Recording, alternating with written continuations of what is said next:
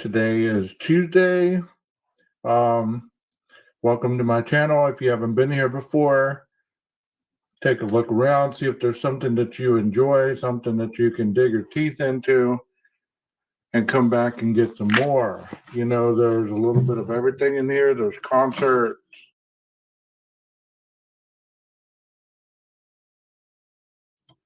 there's podcasts, there's streams, there's lives.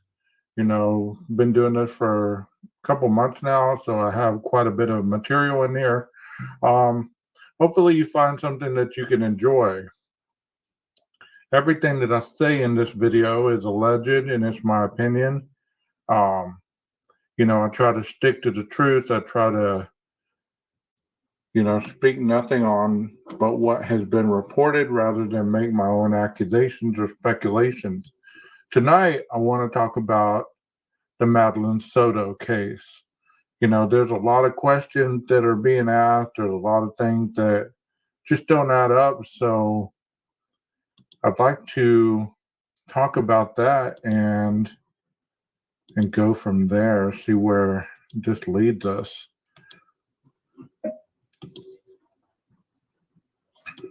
Okay. Let's go ahead and start. Breaking in the death of 13-year-old Madeline Soto. Why prosecutors are now calling for an investigation into this local and how the story Madeline's mother provided law enforcement doesn't line up with what investigators know. We spoke one-on-one with Jennifer Soto last Tuesday. Good afternoon. I'm Darlene Jones. And I'm Greg Wormuth. At that point, her daughter Madeline had been missing for 1 day. She told us that Stephen Stearns, her boyfriend and now the prime suspect in Madeline's death, had taken the teenager to school. She said the last conversation she had with the 13-year-old was the night before. But this report we got a hold of today shows she told deputies she saw her daughter the morning of her disappearance. Channel 9 investigative reporter Shannon Butler has been digging into the details of this case. She joins us live in studio. And Shannon, that's not the only thing you noticed in this new report. Greg, no one has been charged in Madeline Soto's death, but we do know investigators are looking into who knew what and when. And some of that means looking at those initial interviews of the couple and the ones later on. Sources tell me the statements about the timeline are not consistent. Jennifer Soto told us last week that the last conversation she had with her daughter was about her 13th birthday party the night before Maddie disappeared. I told her good night and yeah, that was it. But according to documents, Sunday night was not the last time Soto saw Maddie. New documents show that Maddie's mom told deputies on February 26th that she saw her daughter getting dressed for school at 8 o'clock that morning, and that her boyfriend then took the teen to school. But okay, so why would you lie about that? I mean, I understand that maybe people get their facts mixed up and, you're in a crisis, obviously, because your daughter is missing and, we know what eventually happened with this little girl. She was found deceased. But why would you go to that extreme to say, I don't know what happened. I don't know where she was. And there she is with her boyfriend, who is yet to be arrested for this crime. Since that initial report was taken, we learned from the Orange County Sheriff that Maddie was likely dead earlier than that. Our detectives have determined that Madeline was never dropped off. Instead, we believe she was already dead at the time and that Stephen Stearns moved her body in the early morning hours on that day. Channel 9 has been going through statements from Stephen Stearns and Soto trying to piece together what happened the last few hours of the little girl's life, starting with our interview of the couple. Her mom told us last week. We dropped her off at school, close to school. She wanted to walk the rest of the way. But in that same interview, then said, I wasn't the one who took her to school in the morning. That was my partner. But yeah. Detectives believe Maddie was likely dead early Monday morning because a video timeline shows Maddie's belongings being dumped in a dumpster at 7:35 by Stearns. At 8:19, Sheriff Mina said video shows Maddie in Stern's vehicle believed to be deceased. Okay, so first she said that she was dropped off, and then she came back and said she was the one that dropped her off. Now they're saying that, probably around 7:35, they found her stuff, and she was probably already dead. I've heard other reports on some other videos that I've been watching, and one that I watched this weekend that had suggested that this individual was driving around with a deceased little girl in his car. And I thought that was just sick as hell. You know what I mean? Like, who does that? Who drives around with a deceased person in their vehicle like it's no big deal? Since then, the case has moved to Kissimmee Police, and sources tell us that Soto has been interviewed multiple times by detectives at 2 agencies, and that they are looking closely at all the statements she's made. But officially, Kissimmee Police won't comment. So this initial report also shows that Stearns told investigators that after Maddie got out of his car, she stopped to look in that book bag before he drove away. That same book bag was found actually in the dumpster. After her death, he then said he went home for about an hour after going to the vape store and running errands. He was home that day until 2:30. Detectives say a tip showed him changing a flat tire not far from where the little girl's body was found that afternoon. All right, Shannon, it is starting to piece together. Thank you. We also spoke to suspect Stephen Stearns before he was arrested. He also told us he dropped off Madeline for school the morning of her disappearance. She was asleep for most of the way. Told her have a good day at school when she got out. I love her. She said, thanks, love you too. So was it. Again, law enforcement believes Stearns never drove Madeline to school and that she was already dead that morning.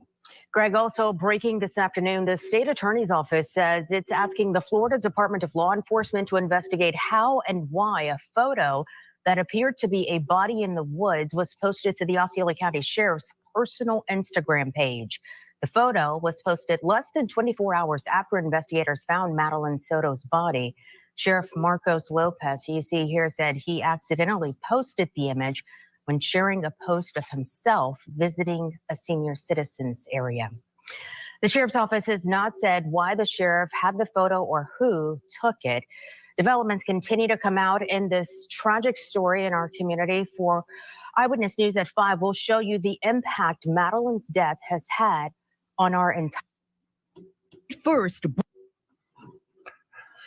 Man, it just keeps getting deeper and deeper, isn't it? Like, just posting a picture of a body in the woods on your Instagram page, your personal Instagram page, it's like, come on, man. Come on. You have to do better. You have to do better than that.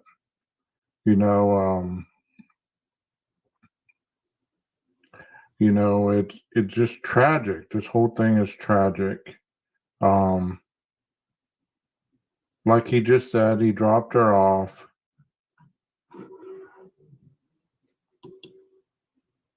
Didn't realize what was going on, just the same old stories, the same old stuff. It's just very tragic how youngsters are passing away. They're young, they have so much of their lives to live, and they have all these obstacles that they face every day. It says, creepy footage shows Madeline Soto prime suspect Stephen Stearns hovering the back of mom's interview just days before he was arrested when Florida teenager's body was found in the woods. It says footage of 13-year-old Madeline Soto's murder suspect shows him lingering in the background of an interview with her mother shortly before his arrest last week. I don't know if it's Stephen or if it's Stefan Stern, Jen Soto's boyfriend, was the last person to have seen the middle schooler alive before she disappeared last week, not having shown up for school that day. The teen's body was found on Friday in Osceola County, Florida, in the woods off the Hickory Tree Road, about 4 days after she was first reported missing. Stearns, who was arrested Wednesday, was not granted bond during an initial hearing. It says ahead of his arrest, however, Stearns, 37, is shown oddly hovering in the background of a video interview his girlfriend Madeline's mom was giving. As she speaks about her missing child, he wanders in and out of the frame before taking a seat in the background. That kind of says a little bit of nervousness, wouldn't you think? The mom, too. Let me know what you think about the mother's demeanor. I mean, you watched the video on the others. I played the video before I'm going over this, but let me know what you think about the mom's demeanor. She doesn't seem very broken up about it. Maybe she's in shock. Maybe she's grieving. Maybe she just doesn't understand everything that's going on. I mean, I give it to her. She just lost her daughter. But you would expect different reaction. It said in the wake of his arrest, footage also emerged of Stearns giving a tearful interview with local news just a day after Madeline went missing. Madeline was reported missing last Monday night in Orlando, Florida, after initial report that she was last seen that morning near Town Loop Boulevard and Hunters Park Lane. However, cops have since said she may have already been dead during her final sighting. Stearns, who has been identified as the prime suspect in her murder, was arrested on child porn charges and sexual battery after police recovered photos and videos on his phone, which were described as disturbing.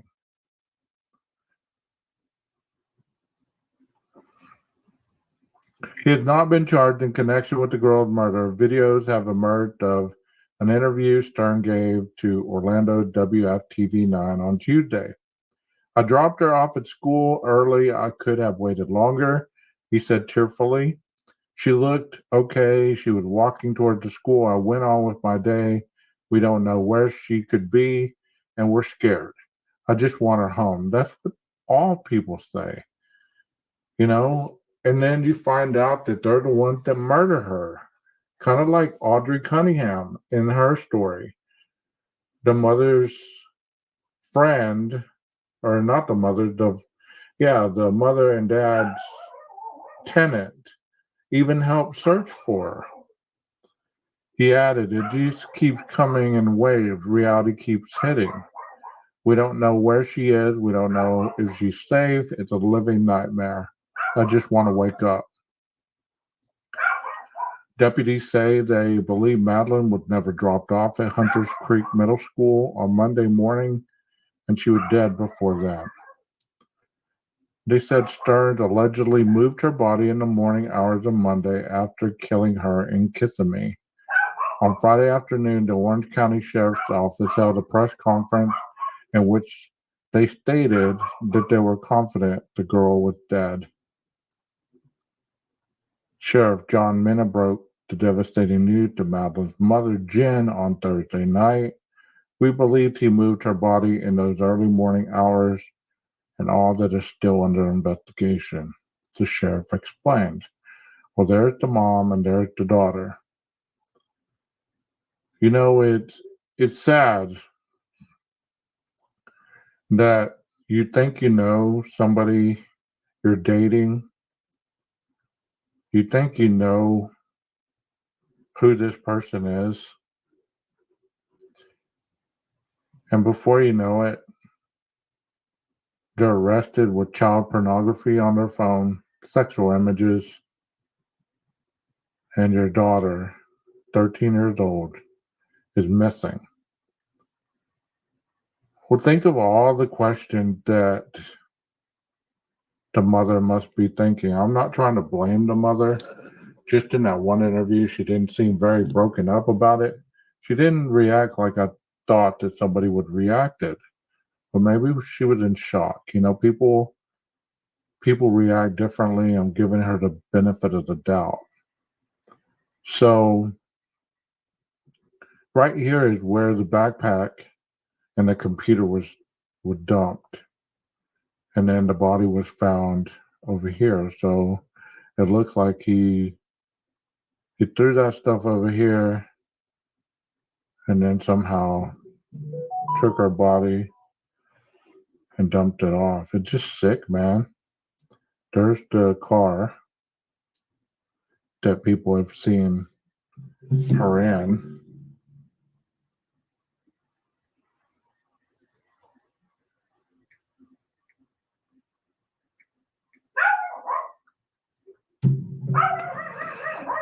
It says police say they believe the teenager was never dropped off at the middle school on Monday morning, having been killed hours earlier in Kissimmee. After his arrest, investigators said they discovered disturbing images where they looked through his phone, along with proof that he attempted to delete evidence of the related material. So what kind of disturbing images did they see? Did it have anything to do with Maddie? I mean, was there video? I mean, was there pictures of her in there?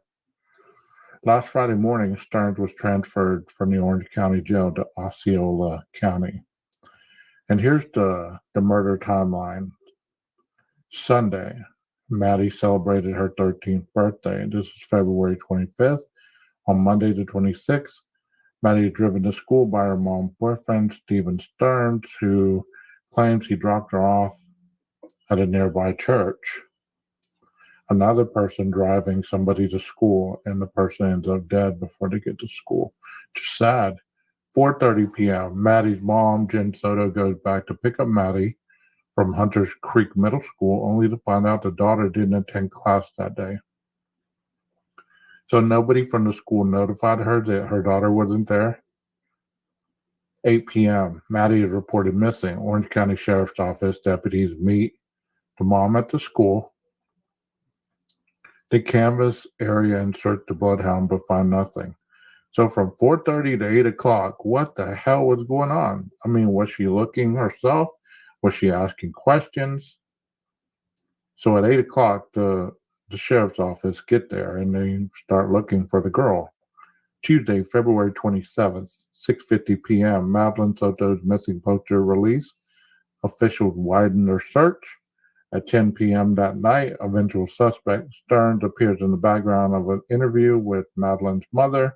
On Wednesday, the 28th, 3:30 p.m., Orange County Sheriff John Mina hosts a press conference about the ongoing search. 9:52, Stearns is arrested on unrelated charges and named a prime suspect in this case. Friday, March 1st, 9:30 a.m., Stearns is moved by police to Orange County and Osceola County. 1 p.m., Sheriff Mina announces investigators are now confident that the missing 13-year-old Madeline Soto is dead. 4:30, Madeline's body is found in the woods during a coordinated search in the area off Hickory Tree Road. So you could be more than certain that once they arrested him, he broke. He broke. And I'm pretty sure that when they found her at 4:30, by that point he was already, he had broken. He was probably confessing, being told all this stuff that, this is going to happen to you, that's going to happen to you. All the stuff that goes on whenever somebody's being interrogated for a murder. They probably interrogated him about the child pornography first, and then they went into the disappearance of where's Maddie. You were the last person that supposedly saw her. You said you dropped her off at a church. What made you drop her off at the church? Why didn't you take her to school like you always do? What made you drop her off? Where did you drop her off? What did she do? You said you waited a couple minutes and then you drove off. What was she doing? Where did she walk to? Was there anybody at the church? Did she seem preoccupied with anything? Did you notice which direction she was walking? All these questions are questions that are usually asked whenever somebody is being interrogated. And they're not usually asked that kindly. You know what I mean? They're usually pretty hardcore. So I wanted to get on here tonight and not really do a podcast, but I wanted to get on this case and put out some information, give my reaction to some of the stuff that I read and what I heard. And I hope that you enjoyed that. I hope that you come back tomorrow. I'm going to start my podcast back up. And until then, if any other information comes up, I will definitely share it with you guys. If you like what you just heard, please hit the like button and the subscribe button. I will be placing places where if you want to donate a quarter or 75 cents or a dime or whatever for my presentations, you're more than welcome to do so. I will put my Cash App down there. Not that it's essential or that you need to, but if you feel like you enjoyed it and you feel like, hey, I want to give them $1, hey, I can't stop you. But anyway, that's not the purpose here. That's not the point here. One more thing, one more announcement. Be sure to try to tune in on Friday. We're going to go live, Jeff and I. I hope that y'all